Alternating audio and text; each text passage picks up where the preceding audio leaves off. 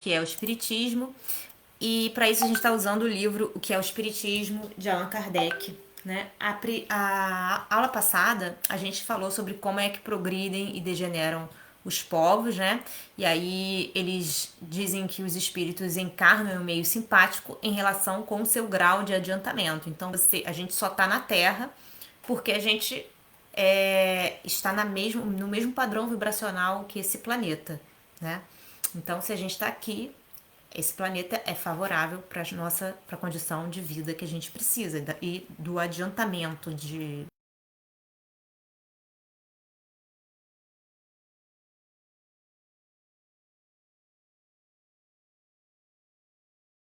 os mesmos que já haviam vivido no mesmo país e que por seu progresso dele tinham se afastado, tá? Então os espíritos progridem, se afastam um pouco do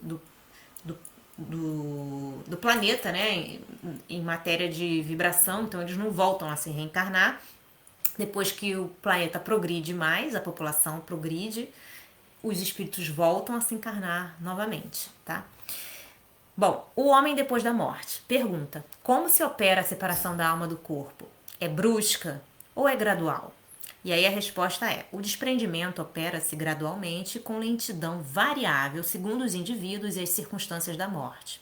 Os laços que prendem a alma ao corpo não se rompem senão aos poucos e tanto menos rapidamente quanto mais a vida foi material e sensual. E aí ele está dizendo para a gente dar uma olhadinha no Livro dos Espíritos, na questão 155. Pergunta: qual a situação da alma imediatamente depois da morte do corpo? Tem ela instantaneamente a consciência de si? Em uma palavra, que vê? Que experimenta ela? Tudo se apresenta confuso. É-lhe preciso algum tempo para se reconhecer.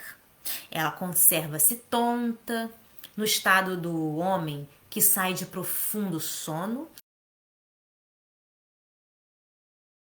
A lucidez das ideias e a memória do passado lhe voltam à medida que se destrói a influência da matéria de que ela acaba de separar-se e que se dissipa o nevoeiro que lhe obscurece os pensamentos.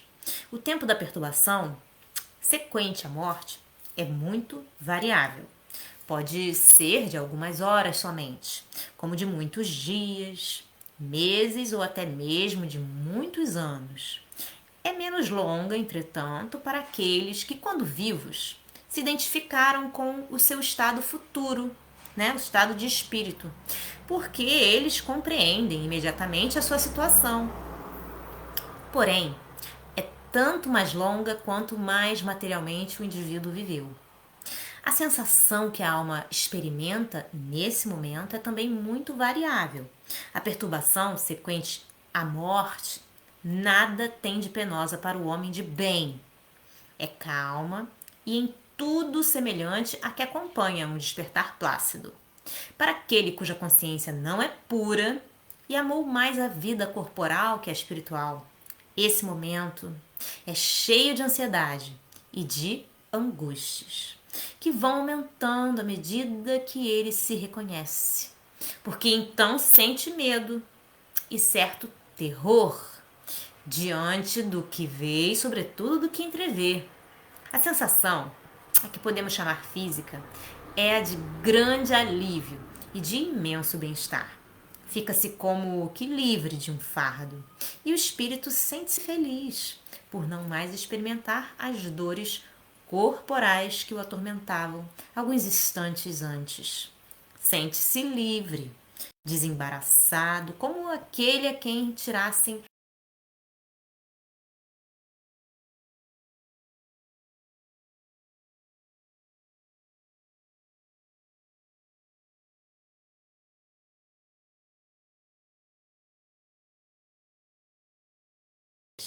E aí, para mais esclarecimentos, ele diz para a gente dar uma olhada na Revista Espírita de setembro de 1859, na Morte de um Espírita, que também é na mesma revista, de outubro de 1860, O Despertar do Espírito também na mesma revista, de maio de 1862. Ezequias do Senhor Sanson, também na mesma revista, em junho de 1862. E Senhor Sanson, tá bem? Uma observaçãozinha. Essas respostas e todas as relativas à situação da alma depois da morte ou durante a vida não são resultado de uma teoria ou de um sistema, quer dizer que não foi criado por uma pessoa, tá bom? Essas respostas são tiradas de estudos diretos feitos sobre milhares de indivíduos observados em todas as fases e períodos da sua existência espiritual, desde o mais baixo ao mais alto grau da escala, segundo seus hábitos durante a vida terrena, gênero de morte, etc.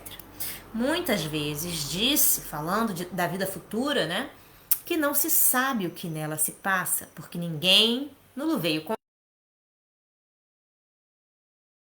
os que nela já se acham que a respeito nos vem instruir. E Deus o permite hoje, mais que em nenhuma outra época, como último aviso à incredulidade e ao materialismo. Tá bom? Gente, ficamos por aqui. Deus abençoe vocês. Até a próxima.